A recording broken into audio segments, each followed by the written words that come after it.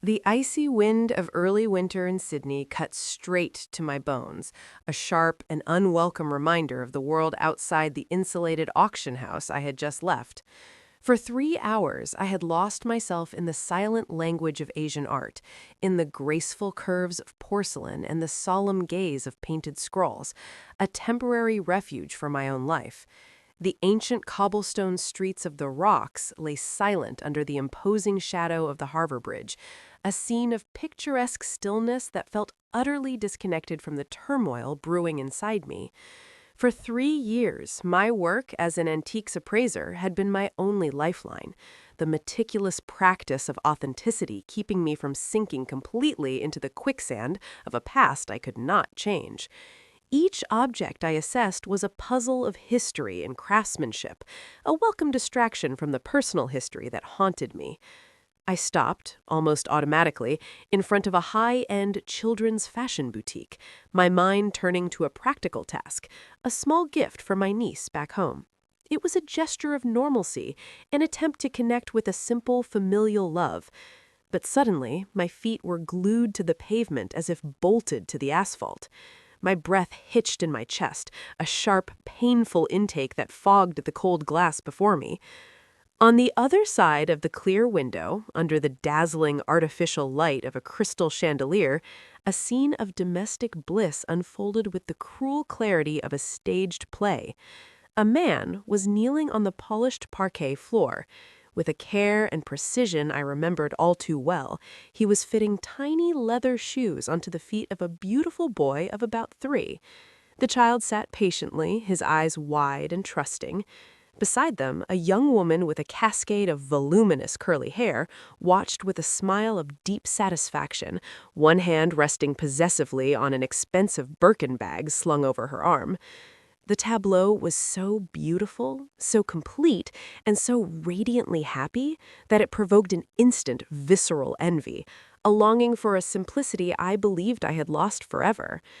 But in a cruel twist of fate, this envy curdled into a recognition so profound it felt like a physical blow.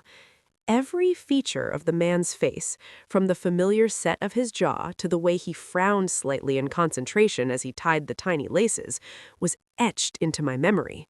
My eyes, trained to notice the smallest detail, caught the small, dark mole just behind his left earlobe. It was a mark I had kissed 1,000 times. It was my husband, Sterling, the man I had presumed dead in a tragic plane crash over international waters 3 years ago, the man for whose departed soul I had spent a small fortune on memorial services, lighting candles and empty churches, the man whose commemorative photograph, smiling eternally from a silver frame, still presided with solemn gravity over the cold, echoing rooms of what was once our home. I felt my blood freeze in my veins, a sudden glacial shock that locked my joints. Then, just as swiftly, it boiled with a fury so pure and white-hot it threatened to consume me on the spot. My instinct was to rush forward, to smash through the glass, to scream his name until my voice shattered alongside my heart. But I did not. A deeper instinct, honed by years as one of the country's top appraisers, whispered a cold command in my ear. Keep a cool head. Observe carefully. Before you issue a verdict on the piece in front of you, you must be certain. I forced air into my lungs and stepped back, melting into the deep shadow cast by a wrought iron street lamp. The contrast between the bright and happy scene in the boutique and the dark, cold street where I stood felt symbolic of the chasm that had just opened in my life. With trembling hands that seemed to belong to someone else, I pulled out my phone. My movements were jerky, but my purpose was laser-focused. Through the camera lens, zoomed in to its maximum, the world narrowed to that shop window. I captured him clearly, every gesture of affection he bestowed upon the child. A tender hand smoothing the boy's hair, a warm, open smile as the boy babbled something, the way he lifted the child effortlessly into his arms, settling him on his hip with a practiced ease that spoke of routine. The boy had his eyes, that same distinctive hazel green, and his nose, the slight, familiar bump on the bridge. It was unmistakable, This was his son. As for the woman, the recognition came with another wave of nausea. Kiana, his former executive assistant, the one Sterling had sworn to me about time and again during those late-night phone calls he explained away as urgent work. "Don't be suspicious, baby," he'd say, his voice a soothing balm. "She's just an employee. She has a tough family situation, and I'm mentoring her." It turned out the mentoring was so profoundly complete, it included building a family, a home, a life. The cashmere coat Sterling wore, the subtle sheen of the fabric even through the glass, spoke of quiet wealth. The Patek Philippe watch on his wrist glinted under the lights. The handbag, worth thousands in her lover's hand, was not just an accessory, it was a trophy, a testament to a lifestyle financed by deception. With a stabbing pain that radiated from my core, I realized all those luxuries, that entire Sydney paradise, had been bought with my money, with the proceeds from the sale of the inheritance my mother had left me, her own delicate jewelry and investments she'd built over a lifetime, with the money from the sale of the rare, priceless antiques my father had collected with such devoted care, each piece a fragment of his soul. I had liquidated it all, every last heirloom, to pay off the $2 million in debt Sterling had supposedly left behind after his death, a debt presented to me by grim-faced creditors just weeks after his funeral, a debt I shouldered out of a misplaced sense of loyalty, of love, of duty to his memory and his stricken parents. I bit my lower lip so hard I tasted the sharp, metallic tang of blood, stifling the sob fighting to tear its way out of my throat. For 3 years, I had lived like a ghost, haunting my own life. I had cared for his parents, Reginald and Odora, as if they were my own, bathing his ailing father, soothing his perpetually anxious mother.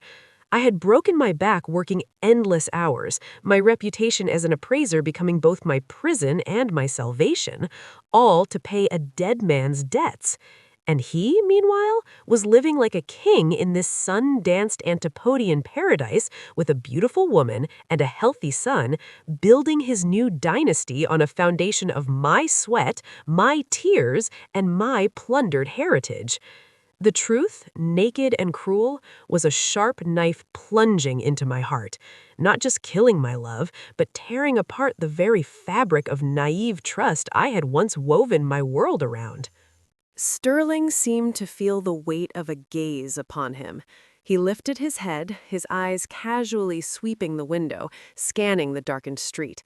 I jerked back, my hood falling forward as I turned around abruptly, losing myself in the river of evening pedestrians. I couldn't let him discover me now. I wasn't ready. A hysterical scene on foreign soil would only make me a laughingstock and, more importantly, would alert them. They would hide their assets, cover their tracks, and slip away again. I needed a plan. Not just any plan, but something perfect, something ruthless, a strategy worthy of the comprehensive damage they had inflicted upon my life, my family, and my future. Justice, I knew then, would not be a gift bestowed by fate. It would be a structure I would have to architect myself, stone by cold stone. I hailed a taxi, my voice sounding broken and distant even to my own ears. "Kingsford Smith International Airport, please."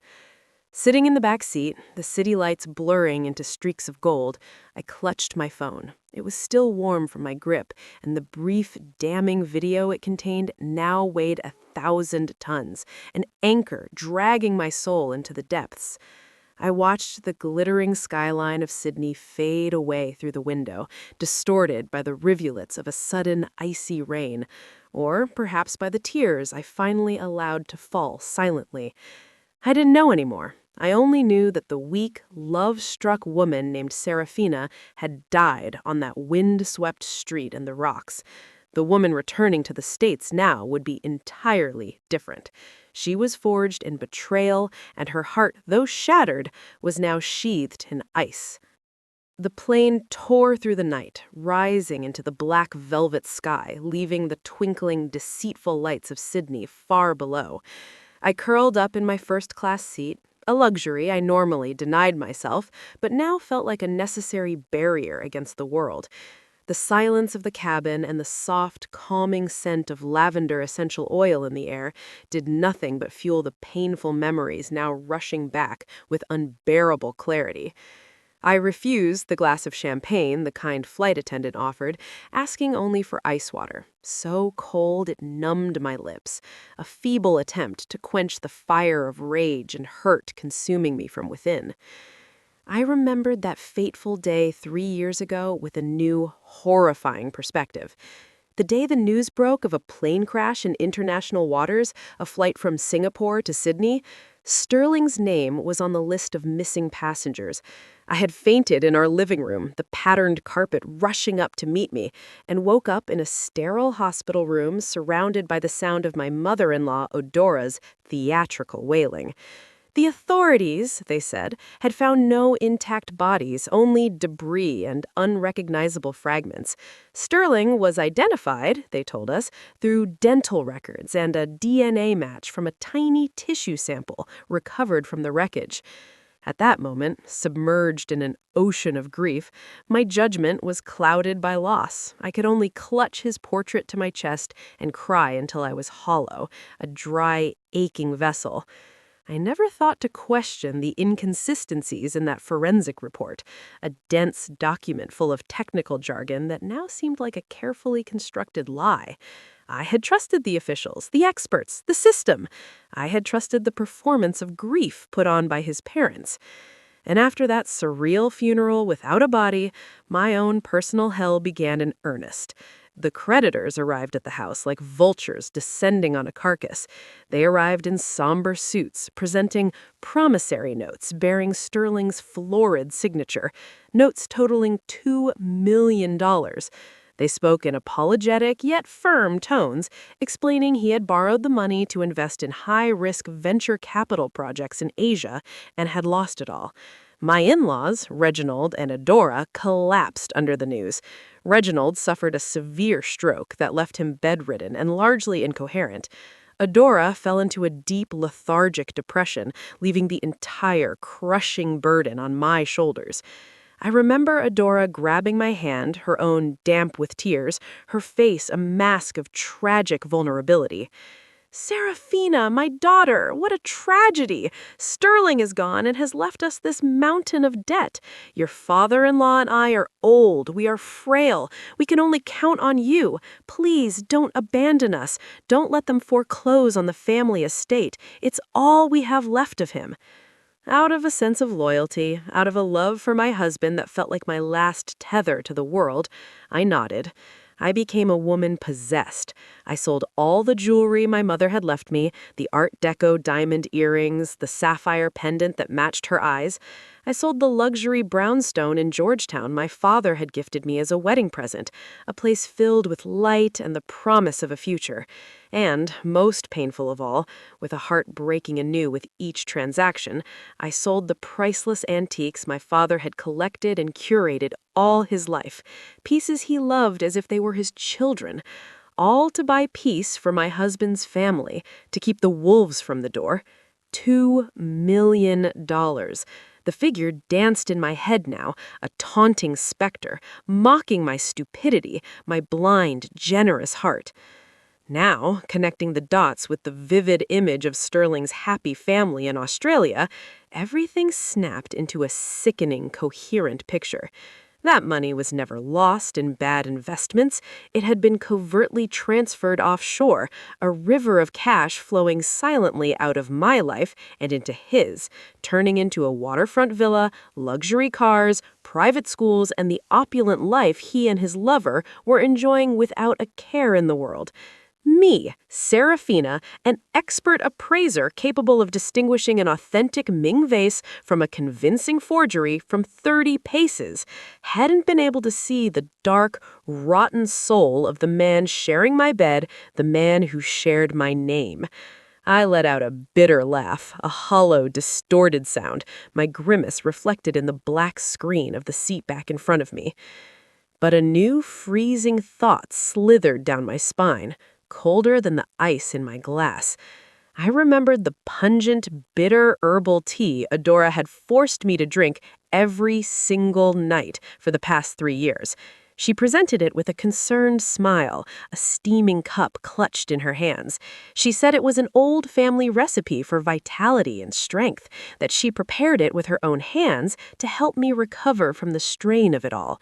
"You've worked too hard for this family, my dear. You're fading away. Drink this, it will restore you," she would insist, her voice sweet with false concern. And I, touched by her maternal attention, drank it with gratitude, choking down the unpleasant, earthy taste. But strangely, almost from the time I started drinking that dark, ominous liquid, my body began to change.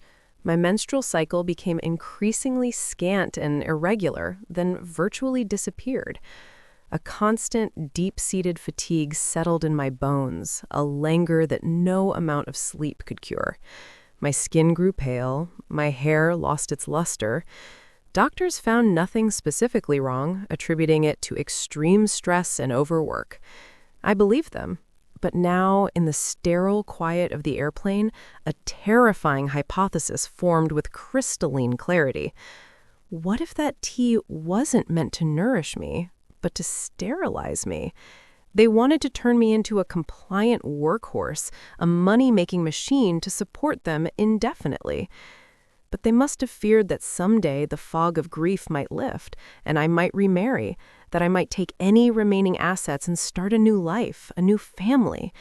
So, in secret, they had set about destroying my fertility, my health, imprisoning me forever in the gilded cage of widowhood they had built, a cage where I would toil for them alone. This calculated cruelty went beyond betrayal. It was a form of spiritual murder. I squeezed the glass of water in my hand, my knuckles turning white from the strain and the cold. Misplaced kindness, I thought, is like a slow-acting poison. It kills you from the inside, painstakingly and painfully. But luckily, against their plans, I was still alive, and now I was finally awake. The plane began its gradual descent, preparing to land at Dulles International Airport, the familiar lights of Washington, D.C. sprawling like a constellation of distant stars below. Looking out at the city that represented my old life, I took a deep, shuddering breath. I was back, but not to resume my role as the devoted daughter-in-law or the grieving widow.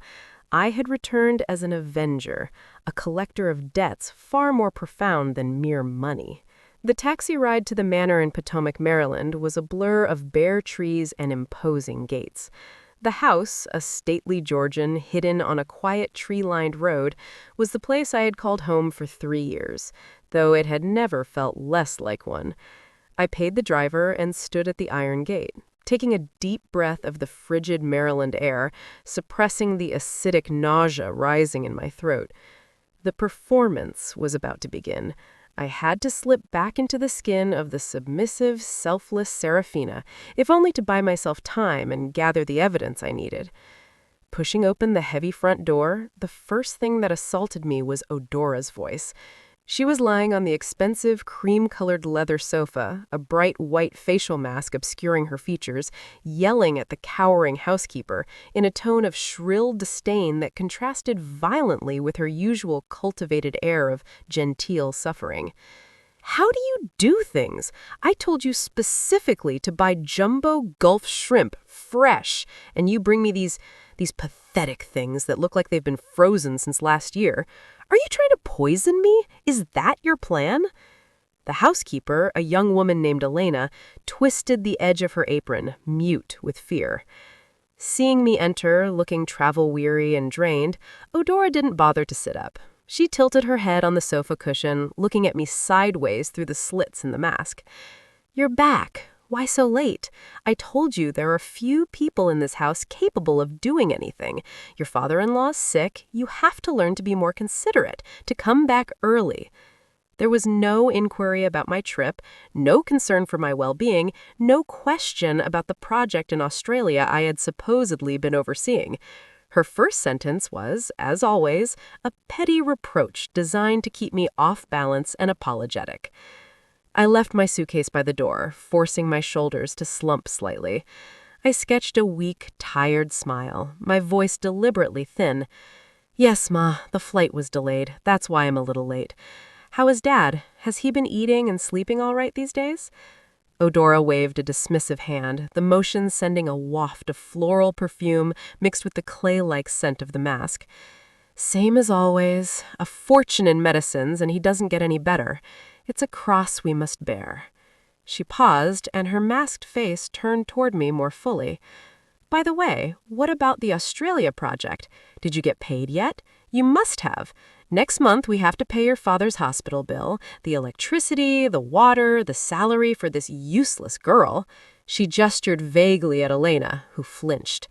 Hundreds of expenses, all falling on my shoulders. It's a nightmare. Looking at the woman reclining on the sofa, complaining about expenses while wearing a $50 facial mask, I felt a chill that had nothing to do with the winter air. This was the mother-in-law I had once considered a second mother, the woman who had hugged me, sobbing inconsolably when the news of Sterling's accident came, the one who held my hand and told me we had to be strong for each other. It was all a performance, a clumsy act to mask a greedy, selfish, and profoundly toxic nature. In her eyes, I wasn't family. I was utility, a money-printing machine, a pawn she and her son could exploit to the bone, then discard when I was depleted. I swallowed the bitter words that rose to my lips and lowered my gaze, the picture of contrition. Yes, Ma, I know. It's been difficult. I'm very tired. With your permission, I'll go to my room to rest. Tomorrow, first thing, I'll do the accounts and give you the money. Odora waved her hand again, this time as if shooing a mildly irritating fly. Yes, go. And remember to get up early to make breakfast. Your father-in-law needs his oatmeal at 7 sharp. Don't stay sleeping until noon. It sets a bad tone for the day. In silence, I carried my suitcase up the wide wooden staircase, each step feeling heavier than the last, as if I were wearing invisible shackles.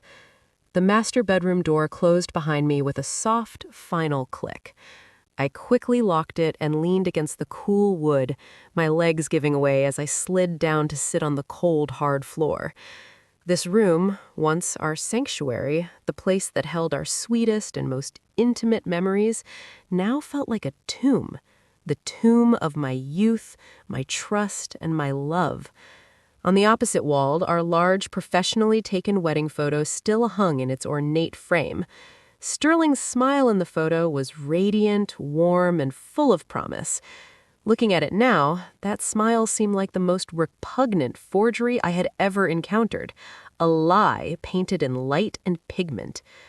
I pushed myself up, my legs unsteady, and went to the vanity. I picked up a smaller, silver frame holding a photo from our anniversary trip to Venice.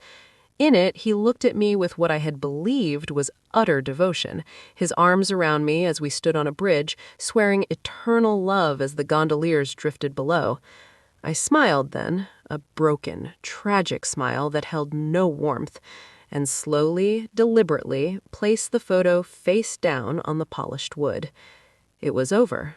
The blind love of 10 years, the misplaced loyalty, the shattered faith, it all had to end, burned away in the cold fire of truth. From the bottom of my suitcase, beneath layers of clothing, I pulled out an old, basic burner phone I had purchased in a moment of paranoia months ago, a paranoia I now thanked. I inserted a prepaid SIM card I'd bought at the Sydney airport. My hands were still trembling, but with purpose now, not shock. I dialed the number of attorney Alastair Langston, my father's best friend, his most trusted confidant, and our family lawyer for decades. The phone rang 3 times before a voice, sleep-roughened but inherently kind, answered. Hello? Who's this? I took a deep, steadying breath, forcing my voice into a register of firm, calm determination. Langston, it's Saraphina.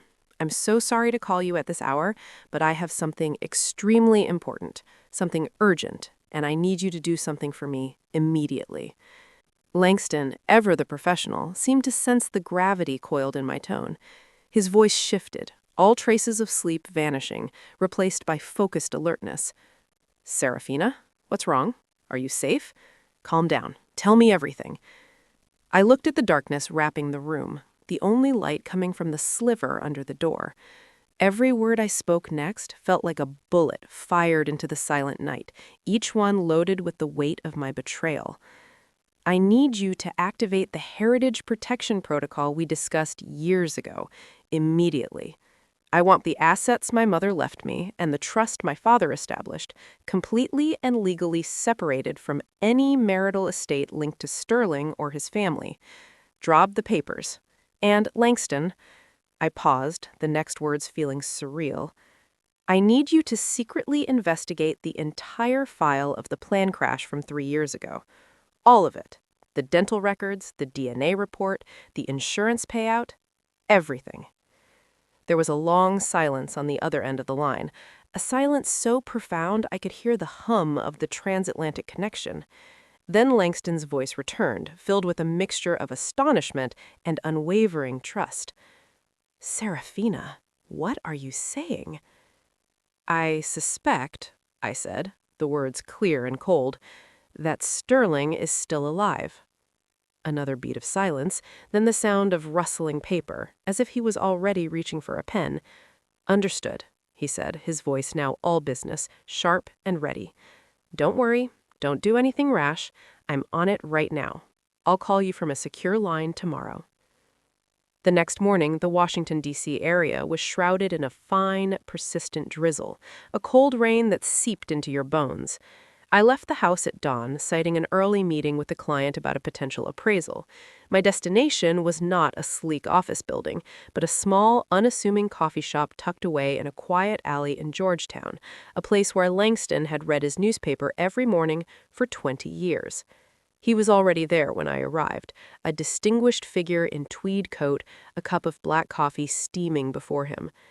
Seeing me enter, haggard with the deep purple shadows of a sleepless night under my eyes, he sighed, a soft sound of paternal compassion.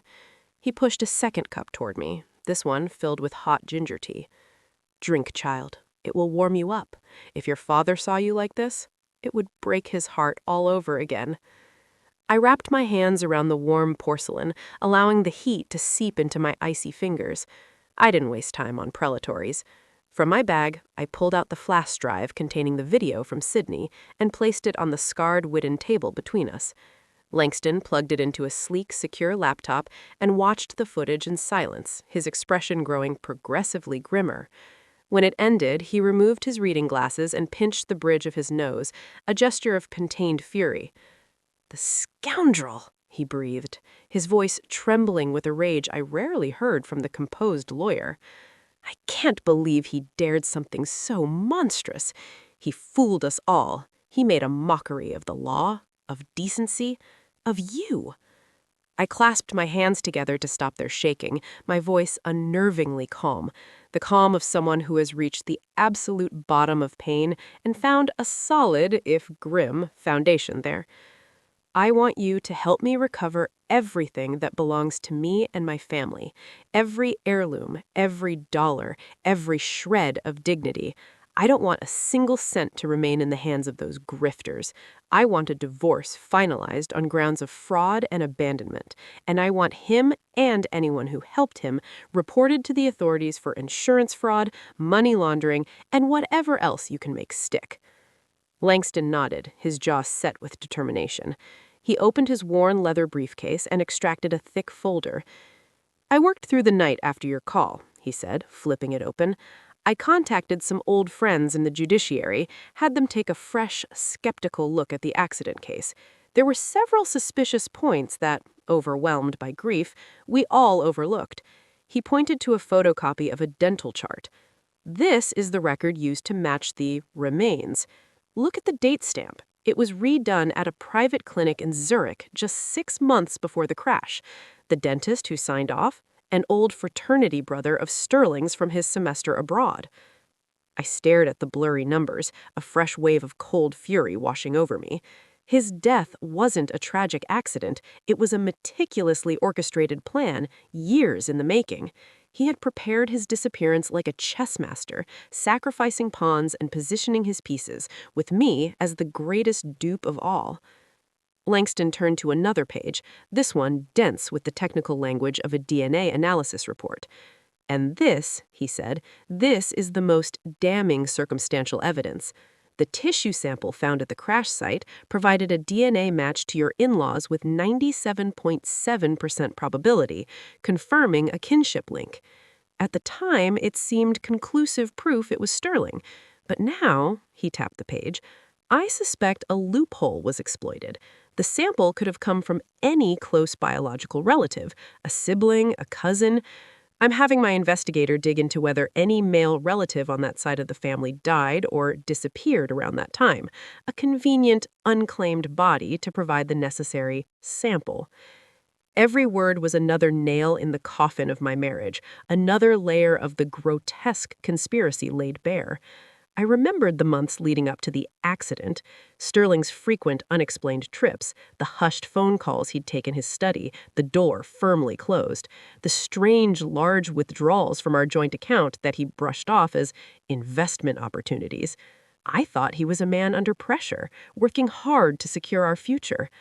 Who could have imagined he was working hard to erase himself from my life while pillaging it? I met Langston's gaze, my own eyes dry and hard. "Langston, I need a legal firewall. Impenetrable. Prepare all the documents to confirm and quarantine my separate assets, my mother's inheritance, my father's trust, the proceeds from the sold properties that were solely in my name. I want them walled off completely from the Marshall estate. Simultaneously, I need you to quietly, secretly, begin gathering evidence of their money laundering activities. Track the debt payments I made. Find out where that money really went." Langston placed a steadying hand on my shoulder. "Consider it done. You've grown harder, Saraphina. Stronger. Your father would be proud. Not of the pain, but of the steel it's forged in you. Keep playing your part at home. Be the weary, burdened daughter-in-law. Leave the legal and investigative groundwork to me. We will dismantle this conspiracy piece by piece, and we will make them pay, truly pay, for every tear you've shed." Leaving the cafe, the drizzle had not let up, but a strange warmth had settled in my core. I was no longer alone in this fight. Behind me stood Langston, my father's legacy of integrity, and the slow, grinding wheels of justice I intended to grease with the oil of truth. I pulled up the collar of my coat, a simple, serviceable wool thing I'd owned for years, and blended into the gray morning crowd, an anonymous woman preparing for the performance of her life. Back in the cold, oppressive house, I began to play my role with a dedication that would have earned me awards on the stage. I was no longer the endlessly generous daughter-in-law, willing to beggar myself for their comfort. I began, subtly at first, to complain about money. I let weariness and worry etch themselves permanently onto my face. That evening, instead of the usual elaborate meal, I instructed Elena to prepare simple, frugal fare. Collard greens simmered with a ham hock, plain cornbread, a pot of pinto beans. The table looked stark, the opposite of the opulence they were accustomed to. Adora sat down, took one look at the spread, and her lips pursed in disapproval. She banged her silver fork against her porcelain plate. "What is this? Are we paupers? Are we starving in this house? Where is the Virginia ham your father used to send? Where are the crab cakes? Do you intend for your father-in-law and me to die of malnutrition?" I took a small bite of the cornbread, which tasted like ashes in my mouth. I looked at her with eyes I deliberately made red-rimmed and watery. "I'm sorry, Ma. Work has been catastrophic lately. The Australia project. The client is refusing to pay, citing contractual disputes. The company is in trouble. I haven't taken a salary in months. I had to sell the last piece of jewelry I had, grandmother's emerald brooch, just to cover the bank interest on the house. Right now, there isn't a single dollar for extravagance. Please, just for a little while, we must be patient. As soon as things turn around, I'll make it up to you." The mention of no money made Adora's face tighten. She didn't believe me, not fully, and her eyes narrowed as they scrutinized me.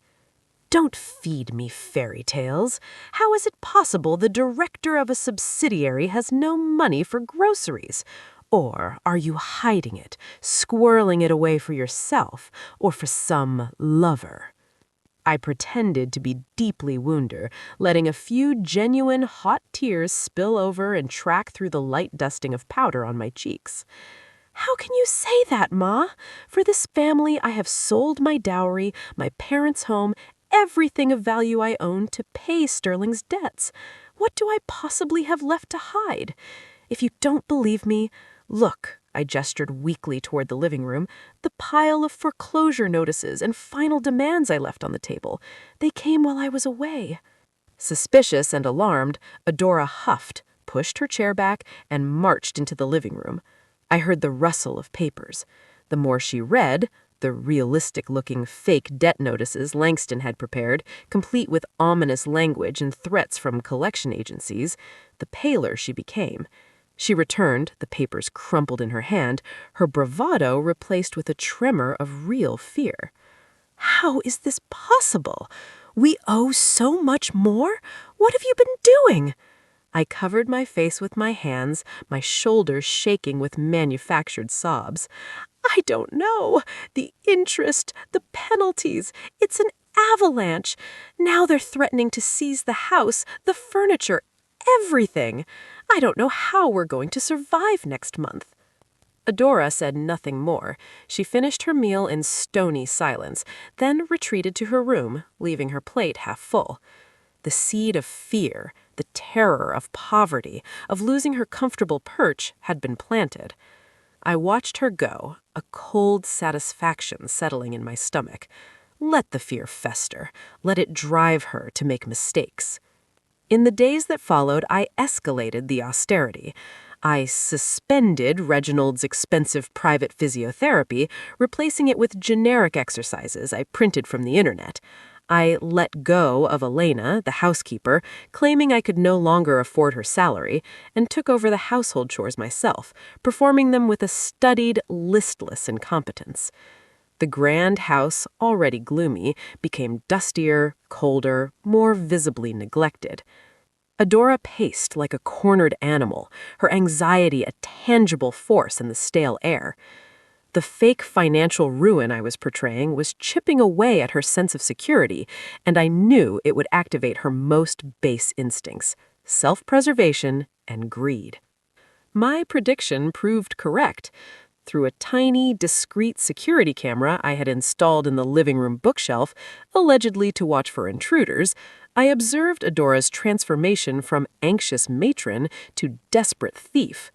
One afternoon, while I was supposedly out trying to secure a loan, she waited until the house was silent, then slipped into my father's old study, a room I kept locked but whose keys she had doubtless copied long ago. The camera, with its clear audio, captured every moment. She moved with a furtive, predatory grace, her eyes scanning the shelves where a few of my father's less flashy but still valuable antiques remained.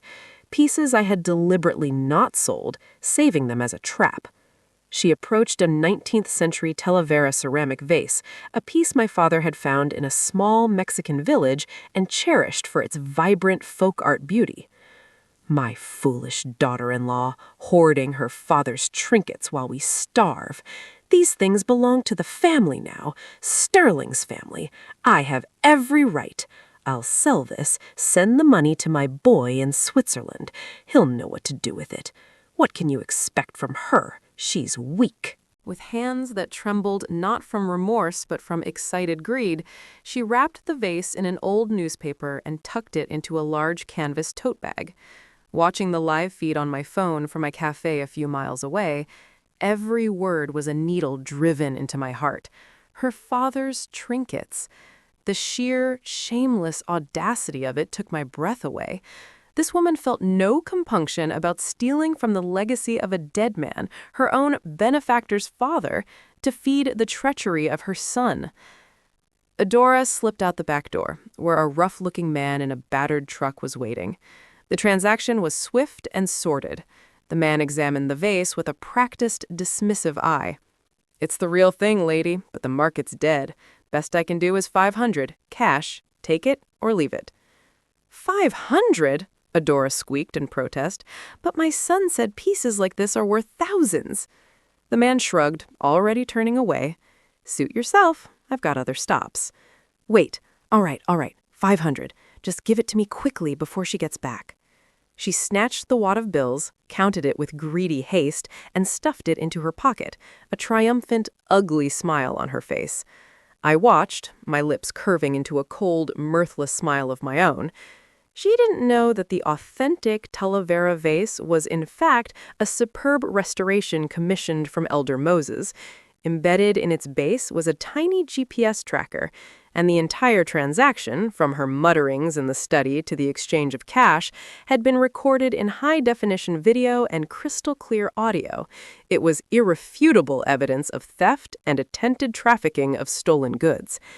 "Enjoy your $500, Adora," I whispered to the screen. "It's the down payment on your one-way ticket to a place reserved for the morally bankrupt." With the first phase of my plan in motion, the destabilization of the household and the gathering of evidence against Adora, I turned my attention to the bigger fish, Sterling himself.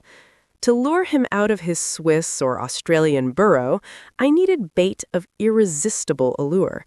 I needed to speak to his ego, his newfound identity as a wealthy connoisseur, and for that, I needed to create a masterpiece, not of art, but of deception. I drove out of the city, the urban sprawl giving way to the rolling, winter-bare countryside of Virginia, to a modest farmhouse with a red tin roof, nestled under a grove of ancient oaks. This was the workshop and sanctuary of Elder Moses, my first and most revered mentor. He was the man who had taught my teenage hands to feel the soul of clay, to see the history in a glaze crackle. And he was, without question, the finest restorer of ceramics in the country. More importantly, he loved my father like a brother. The smell of wood smoke and baked clay greeted me as I approached the brick patio, overgrown with moss.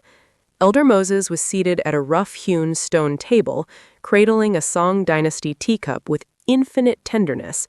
Seeing me, his wrinkled face broke into a kind, knowing smile. "Saraphina, child, the wind brings you on a cold day. Come, sit, have some tea."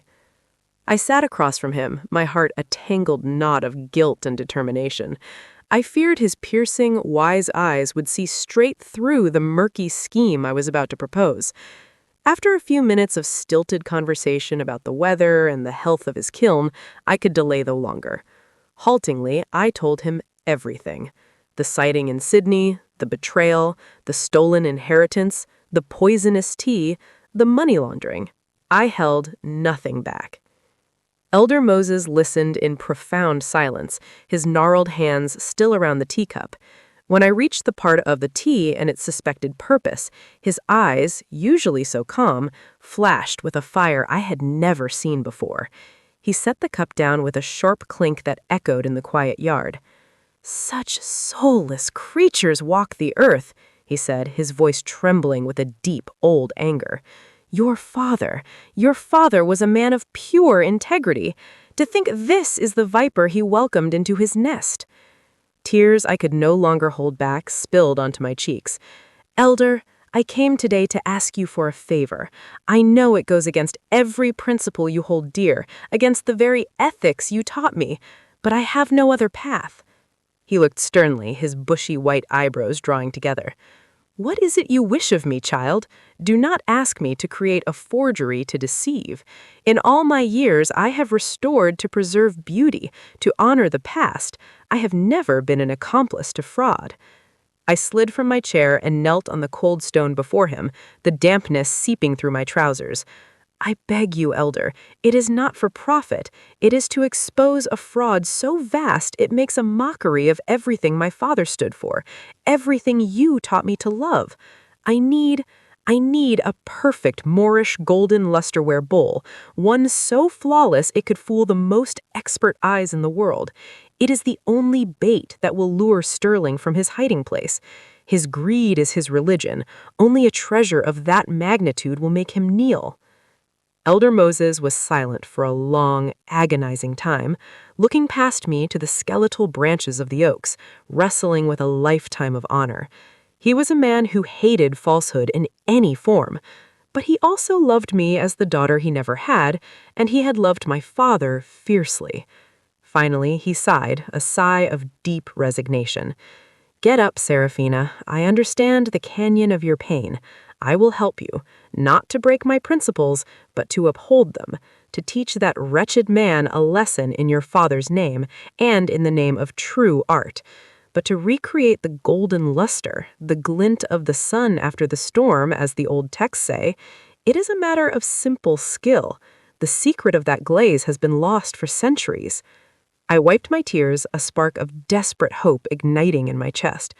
"I know it's near impossible, but I trust your hands, your genius, and I brought the most important ingredient." With trembling fingers, I opened the small, intricately embroidered brocade box I had carried from my bag and placed it on the stone table between us. Inside, on a bed of crimson velvet, lay a ceramic shard no larger than my palm, but it was a shard that seemed to captive light. It emitted a soft, mesmerizing metallic glow, iridescent, deep, shifting between gold, copper, and a hint of violet as the weak winter sun caught it. Delicate, intricate motifs of arabesques and tiny calligraphy were visible, seeming to dance just beneath a surface that looked like liquid pearl. Elder Moses drew in a sharp, awed breath.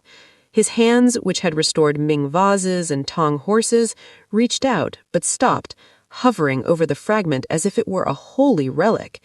He whispered, his voice hushed with reverence, "My child, this is authentic Loza dorada, the legendary metallic luster from the Alhambra kilns. I believed I would only ever see such a thing in faded photographs." I nodded, the motion causing fresh tears to fall. "Yes, Elder. It is the only authentic fragment my mother left me. She said it was part of a bowl from the Nazareth palaces, a treasure our ancestors safeguarded through generations. It was the soul of our family." Elder Moses put on his magnifying glasses and leaned close, examining every micrometer of the surface, every subtle play of light within the glaze. For a man who had dedicated his life to the secrets of fire and earth, this fragment was more precious than any museum piece. It was a key to a lost kingdom of knowledge. He looked up at me, his eyes full of a profound sorrow. "Saraphina, do you understand the value of what you hold? This fragment alone, it is a national treasure. It could found a museum." "I know," I said, my voice steady now, forged in the fire of my resolve, "and I want you to pulverize it." He recoiled, as if struck. His glasses slipped down his nose. "What? Are you mad? Destroy this miracle to create a fake?" "I am not mad," I said, meeting his gaze unflinchingly. "I know its worth in a museum case, but if it sits in a box, it is just a beautiful secret. If we use it, its very clay, its glaze, to create a complete bowl, even a false one, it becomes something more. It becomes the sword that severs the head of the serpent. I need the original ceramic paste, the original glaze composition, to create something that will pass every scientific test Sterling will demand. Only by sacrificing this fragment can I trap the wolf who devoured my flock." The silence that followed was heavier than any I had known. The elder looked from the radiant shard to my tear-streaked, determined face. He saw the absolute conviction there, the understanding that for me, no artifact, no matter how priceless, was worth more than justice for my father and for myself. He saw that this was my last, most desperate gamble. Finally, slowly, he nodded. He reached out and caressed the fragment one last time, a gesture of farewell to a dream. "Very well," he said, his voice thick with emotion. "I will help you. I will use the material from this sacred shard. I will use every secret technique I have learned, every intuition born of 60 years at the kiln. I will resurrect this bowl. It will be a masterpiece that breathes. It will be the sweetest, deadliest trap ever sprung.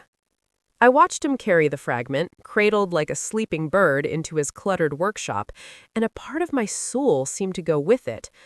I'm sorry, Mama, I thought, a silent prayer to the heavens. I have to break your memory to defend our family's honor. Please guide his hands. Let this sacrifice not be in vain. The fragment of my past was now the cornerstone of my future vengeance. The following week, I deepened my performance as the desperate daughter-in-law. I let the house grow visibly shabbier. I served increasingly meager meals.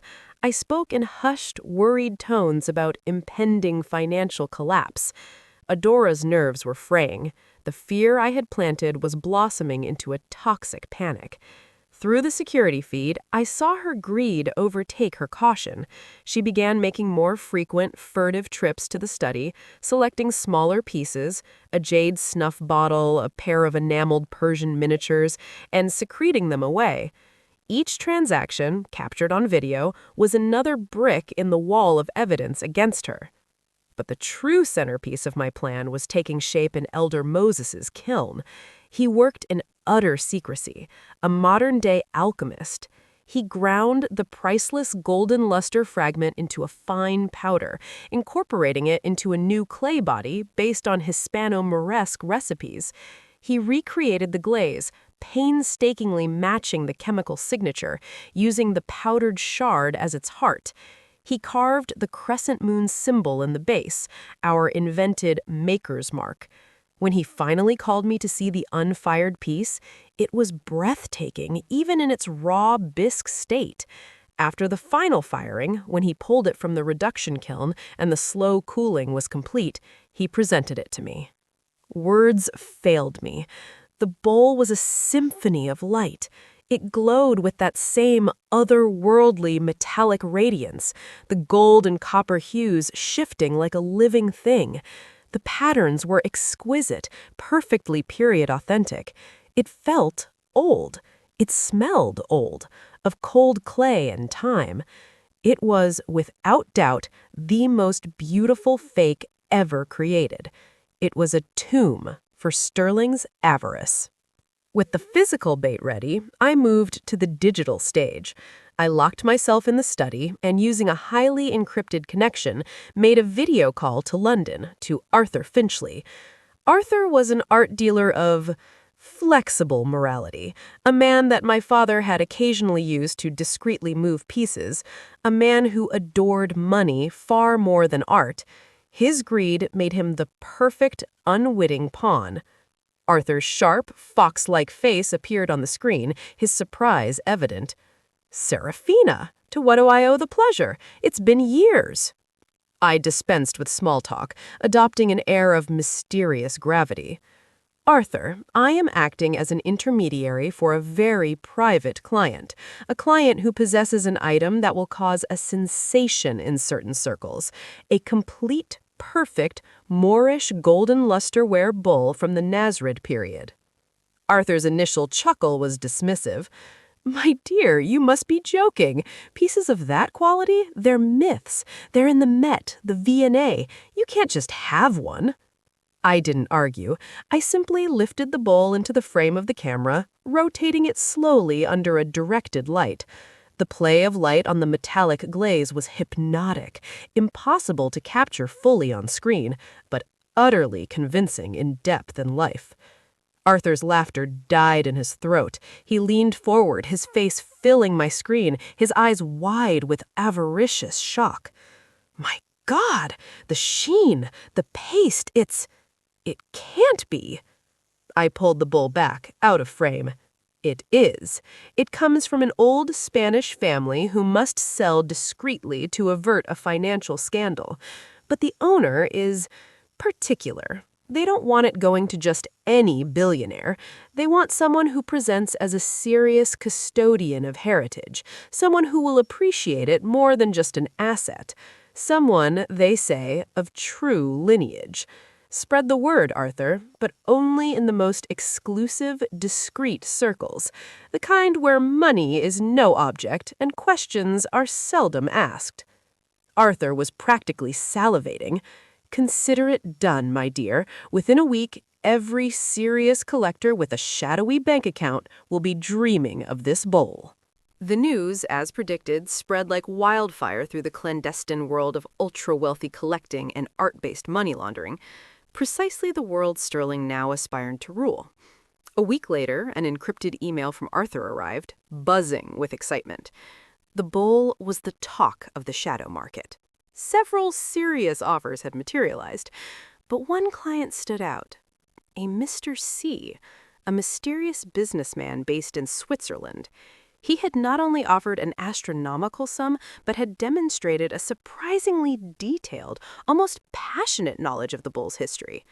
He claimed he had learned of such a piece from a now-deceased mentor, and that owning it would be the fulfillment of a lifelong dream, a tribute to that mentor's memory. Reading that, I felt a chill that had nothing to do with the room's temperature. The deceased mentor? He was using my father, the man he had betrayed and robbed, as part of his cover story. The hypocrisy was breathtaking. Arthur's note continued. This client is very determined. He says he wants it not just as a collector, but as a gift for his son's 3rd birthday, a family heirloom to pass down. He also, between you and me, seems interested in using the purchase to reposition a significant amount of capital. The gift for his 3-year-old son? The child he had with Kiana? While I had been drinking sterilizing tea and selling my soul to pay his debts, he was planning to use stolen money and a fake treasure to anoint his bastard son's future. The rage was a clean, cold flame. I replied to Arthur, instructing him to tell Mr. C that the seller was unmoved by mere promises of money. To prove his serious intent and his purported appreciation, he must provide a list of assets or other antiques of equivalent value he owned as a form of collateral gesture. The list arrived 3 days later, a password-protected PDF. With a sense of dread, I opened it, and my world shattered all over again. There, meticulously cataloged with photographs and certificates of authenticity, was my father's life's work. The Ming Dynasty chicken cup, its colors vibrant. The Qing Dynasty goose egg vase, its glaze like frozen celadon. The hand scroll painting of the 7 sages of the bamboo grove. The monumental pair of 100 birds paying homage to the phoenix vases. Piece after piece, treasure after treasure, all looted from my family's vault. I remembered Sterling in the year before his death, offering to help my father inventory and conserve the collection. My father, trusting and proud of his son-in-law's sudden interest, had given him unlimited access. Sterling hadn't been conserving them. He'd been cataloging them for theft, replacing originals with high-quality forgeries and smuggling the real ones out of the country to build his fraudulent new wealth. Tears of pure, undiluted fury blurred the screen. He hadn't just stolen my money and my husband, he had stolen my father's soul, his legacy, the tangible love he had poured into a lifetime of collecting. He was using these sacred objects as bargaining chips, as bragging rights to prove his worth to a shadowy seller. The arrogance was infinite. This list, however, was also his death warrant. It was definitive, incontrovertible proof of theft on a grand scale. I saved the file in multiple locations, each copy a promise to my father. I will get them back. Every last one. Armed with this damning list, I began communicating directly with Mr. C, cutting out Arthur. I created an anonymous email persona, the Guardian of Memory. Our exchanges were a tense psychological duel. I knew Sterling's weakness, his desire to be seen as the smartest man in the room, the expert. I fed that desire. His first email was pompous, testing. The bowl is remarkable, but the market is rife with forgeries. I require more specifics. Does it exhibit the characteristic glaze drip at the base? And what is the precise wall thickness? I almost laughed. The glaze drip was a term I had invented one afternoon joking with him as I tried to explain the imperfections that often denoted handmade quality. It was our private joke, not a real technical term, and he was using it now to test me? I replied with humble expertise. You are clearly a connoisseur. Indeed, it has that very drip, a sign of the artisan's generous hand. Furthermore, on the underside, within the foot ring, there is a discreet incision in the shape of a crescent moon, said to be the secret mark of the master artisan for his most favored patron, the Sultan himself. The crescent moon was our invented detail, the hook. If he were a real scholar, he'd question it. But Sterling was an arrogant dilettante. His reply was swift and euphoric. The crescent moon. I recall a reference to that in an obscure text. This confirms its provenance. Name your price. It must be mine. He had taken the hook, swallowed it whole. His greed had overridden his caution. I let him stew for a day, letting his desire amplify. I imagined him in his Swiss apartment, pacing, refreshing his email, terrified a rival would snatch his prize. The power shift was profoundly satisfying. He agreed to my exorbitant price, a sum that would clean out the illicit funds he had gathered, but he insisted the transaction happen in Zurich for security. I couldn't allow that. I needed him on American soil, within reach of Langston and the authorities. I adopted the persona of a sentimental, eccentric seller. Dear Sir, I wrote, you misunderstand. This bowl is not mere merchandise. It is the soul of a people, a legacy long exiled. It yearns for its homeland. My principle is non-negotiable. The transaction must occur in America, at my residence, so I may perform the proper rites of farewell before it passes to a new guardian. If you cannot respect this condition, I shall find a buyer with more sensitivity. It was a gamble, but I was betting on his avarice and his arrogance. He would be infuriated by the sentimental demand, but also flattered that the seller saw him as a worthy, sensitive custodian. 2 days later, he capitulated. You are right. The call of heritage is paramount. I accept. I will fly to America. I trust you will keep your word. The hook was set. The line was taut. Now to reel him in. He had one final test. He demanded carbon-14 dating and spectrographic analysis from a reputable institute. I was ready. I took the real fragment, what remained after Elder Moses's work, to the Smithsonian's Cultural Heritage Institute, to Dr. Bennett, another old friend of my father's. I was candid with my purpose, showing him the fragment and explaining the monstrous deception I was trying to undo. Moved by my story and his loyalty to my father, he agreed to help. The certificate he provided, on official institute letterhead, stated that the sample provided, listed as from a private collection golden luster bowl, dated to the 15th century, and its composition was a perfect match for Nasrid period kiln samples. It was a real certificate for a real fragment, attached to a fake whole. Sterling, upon receiving the scanned certificate, was jubilant. His last doubts vanished. Science, he believed, had confirmed his triumph. Excellent. I have no further questions, he wrote. I have booked my flight. I will be in D.C. this Saturday. Have the bowl ready. My funds are prepared. The net was closing. Langston coordinated with the FBI's art crime team and Interpol. Sterling's financial movements were being tracked in real time. To gather the massive cash sum, he was forced to make his final, most desperate moves. He sold off the last of my father's stolen antiques to European black market figures. He mortgaged his Swiss villa. And, most despicably, he convinced Adora to sell the family's ancestral home in Savannah, the last tangible piece of his parents' history, lying to her about using the money to bring them to Switzerland. I listened through the bug as he coldly manipulated his weeping mother, using the name of his son, Marcellus, as emotional blackmail. They were all cannibalizing each other now, consumed by the greed he had set in motion. The day before Sterling's arrival, I set the final domestic scene. I prepared an opulent farewell dinner, roast duck, crab cakes, fine wine. Adora was confused but eager, seeing it as a sign of impending rescue. As we ate, I finally let the mask slip, just a little. I slid the envelope of photos from Sydney across the table. Her face, upon seeing her son alive and happy with another family, collapsed into a mask of shock and terror.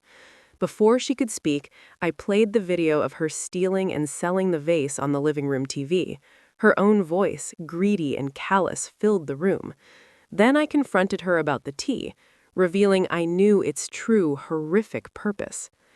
Adora fainted. Reginald wept helplessly in his chair. I felt no pity, only a vast, cold emptiness. The next morning, I had them removed from the house. They were penniless, homeless, and utterly broken, their own complicity having paved their road to ruin. The house was now silent, a stage awaiting its final actor. Saturday arrived, cold and clear. The black Mercedes pulled up to the gate. I watched on the security monitor as Sterling got out, adjusting his tailored coat, looking at the house with a smug, proprietary disdain. He rang the bell. I took a final breath, smoothed my blue silk dress, the color of the golden luster, the color of a cold, clear sky after a storm, and went to open the door. The look on his face when he saw me, and not the elderly aristocrat he expected, was priceless. Panic, quickly masked by arrogant condescension. He brushed past me, his bodyguards waiting outside, still believing he controlled the situation. He made small, cruel remarks, offering me charity to leave. I let him talk, let him dig his own grave with his words. When I revealed I was the seller, the guardian of memory, he laughed, a harsh, disbelieving sound.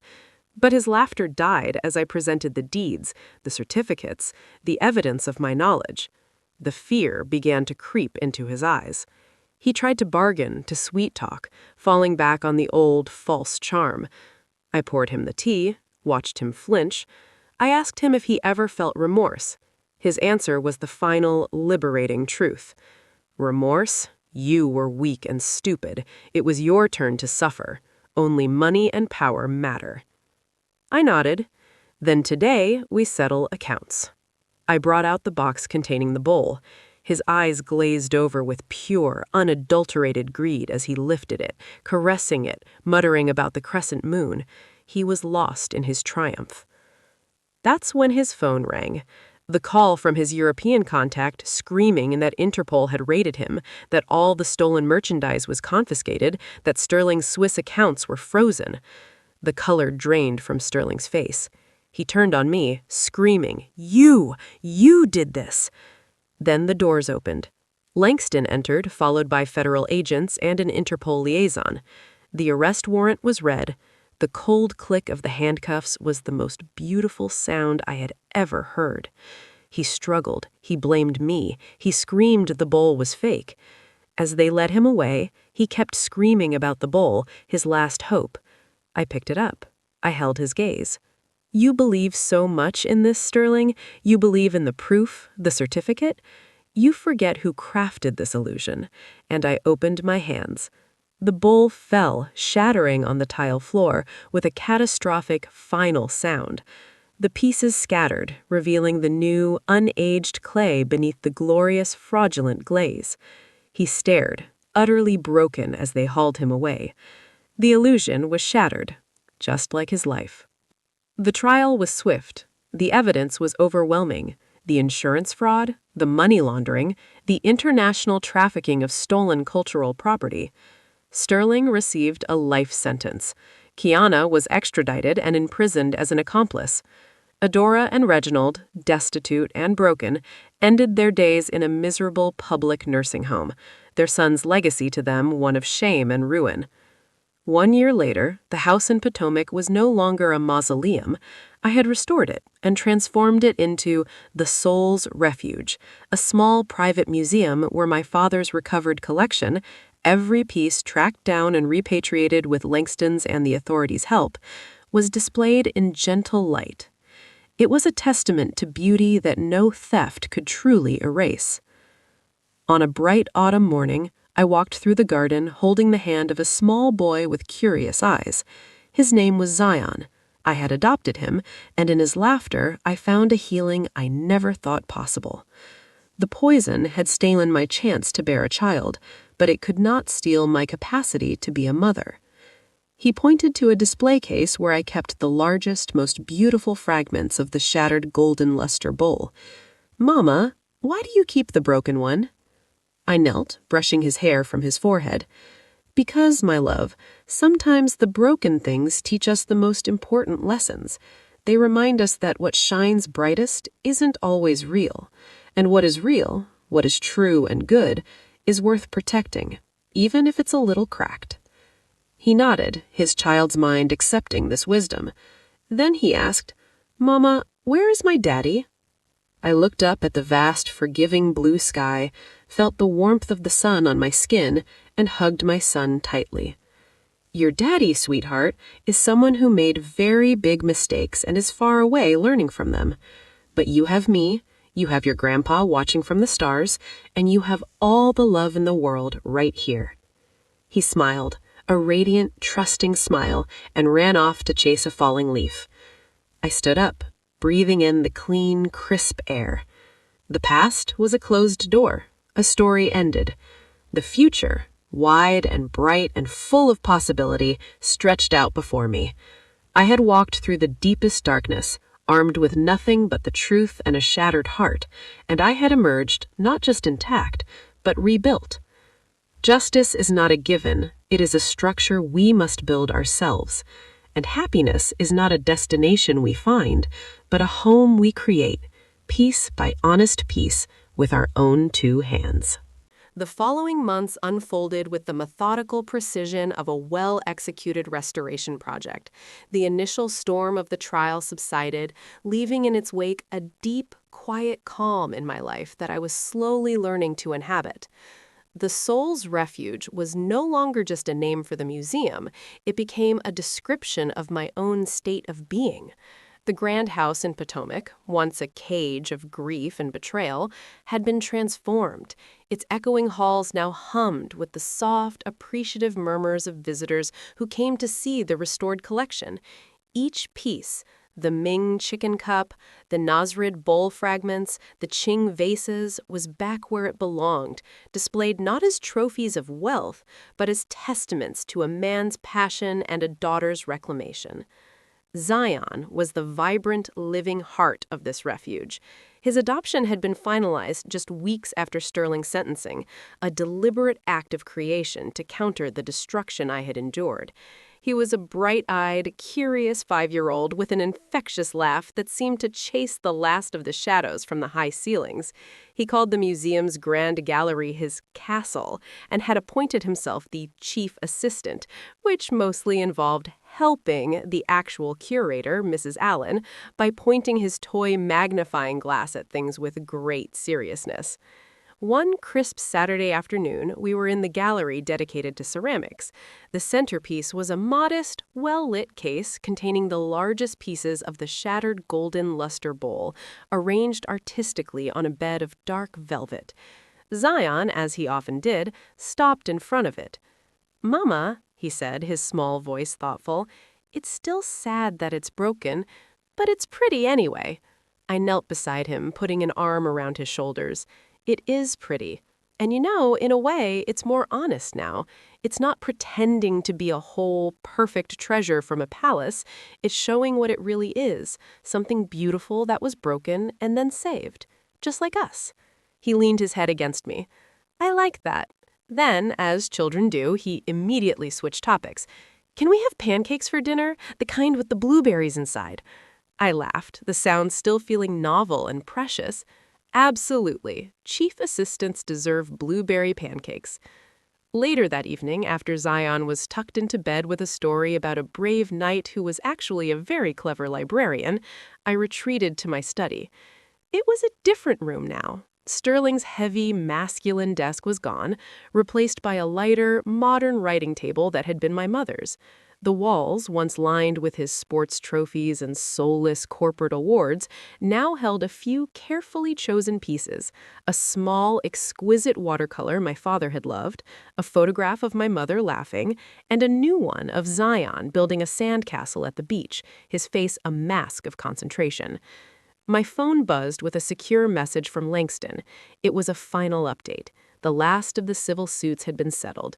The funds recovered from Sterling's frozen accounts and the sale of his illicit assets, the Swiss villa, the cars, the watches, had been legally transferred back to my estate after repaying the fraudulent insurance payout with interest.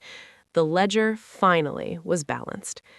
All quiet on the Western Front, Langston's message read. The estate is secure. Zion's trust is fully endowed. You are free, Saraphina.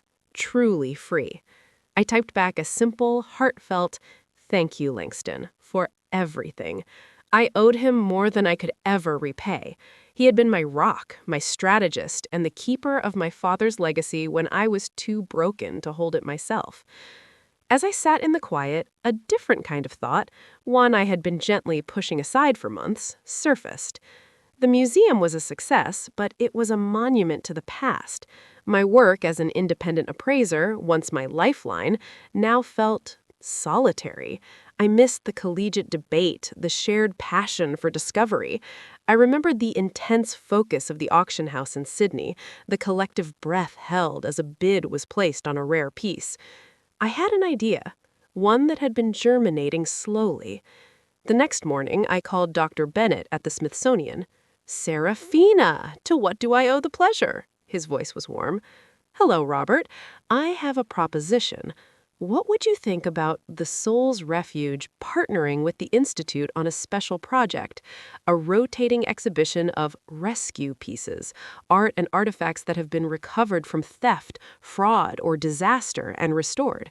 We could call it the Second Life of Beautiful Things."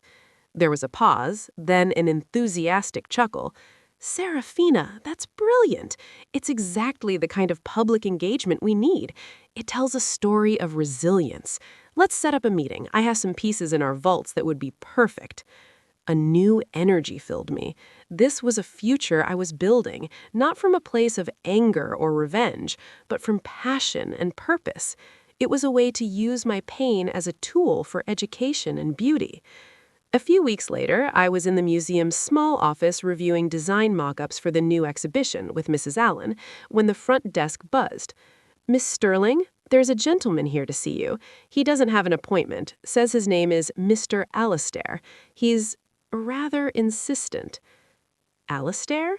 That was Langston's first name, but he would have called. A prickle of unease, a ghost of old fears ran down my spine. "I'll be right out." I walked into the main gallery. Standing near the entrance, looking not at the art, but out the window at the garden, was a man. He was tall, with a lean frame, dressed in a simple but well-cut charcoal coat. His hair was a mix of dark and silver, swept back from a thoughtful face. He turned as I approached, and I was struck by his eyes. They were clear, intelligent gray, and they held a look of quiet assessment, not too dissimilar from the way I might study a new artifact. "Miss Sterling?" he asked, his voice a pleasant, low baritone. "I am. And you are?" "Forgive the intrusion. My name is Alistair Thorne. Not to be confused with your lawyer, I understand." A faint apologetic smile touched his lips. "I'm a historian and consultant, specializing in provenance research for cultural institutions. I was in D.C. for a symposium and heard about your museum. Dr. Bennett at the Smithsonian suggested I stop by. He mentioned your upcoming exhibition on recovered artifacts." The connection to Bennett eased my tension slightly. "Robert sent you? Well, you're welcome to look around. The Second Life exhibition is still in the planning stages, I'm afraid." "I'd love to see the current collection," he said, his gaze finally sweeping the room, landing with clear interest on the case of Song Dynasty ceramics.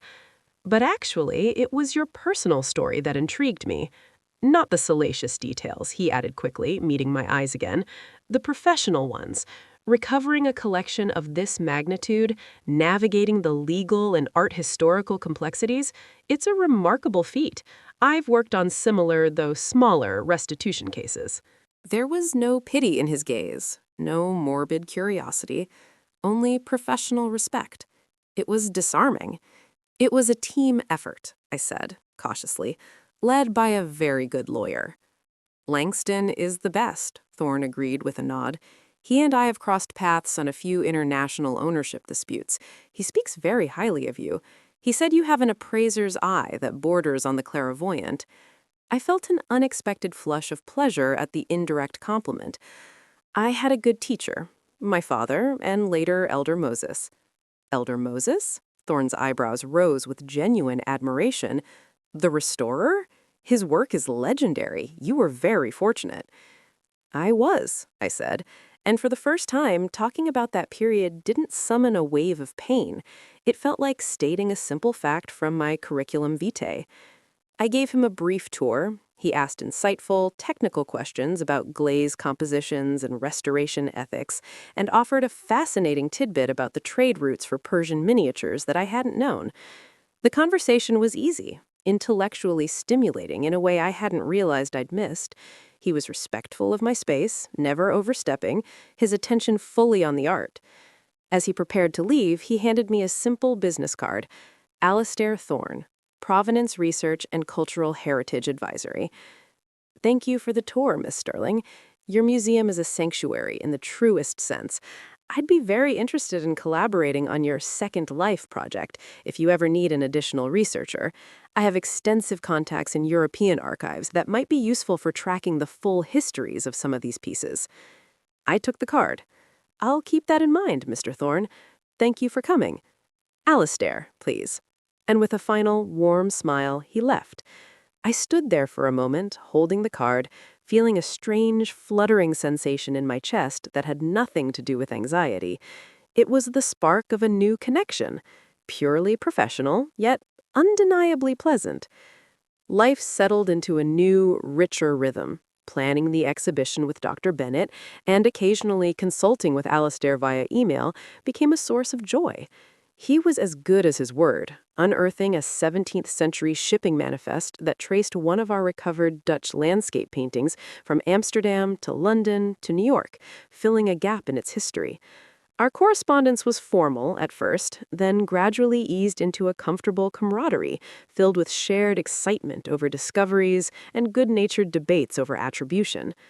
A month after his visit, he was back in D.C., He called and asked, straightforwardly, if I would like to continue a debate we'd been having over email about forgeries in the Renaissance art market over dinner. I hesitated for a second before saying yes. It was just dinner, between colleagues. We met at a small, quiet Italian restaurant with excellent wine. The conversation flowed even more easily in person. We talked about art, history, the challenges of running a small museum, and his travels. He asked about Zion, not prying, but with a kind, genuine interest. I found myself telling him about Zion's castle and his blueberry pancake obsession, and he laughed, a rich, warm sound. He spoke of his own life, a divorced father of a teenage daughter studying archaeology in Rome, a love for sailing, a failed attempt to grow heirloom tomatoes. There was no pressure, no subtext. It was simply two people enjoying each other's company. When he walked me to my car, the winter air was cold, but I felt warm. Thank you, Saraphina. That was the most engaging conversation I've had in months. Thank you, Alastair. The feeling is mutual. He looked at me for a moment, his gray eyes serious in the dim light. I know your history. I respect the space you've created around yourself. I'd like to see you again, but only if and when you're ready, as friends, as colleagues, whatever you're comfortable with. His honesty was refreshing. I'd like that too, I heard myself say, and I meant it.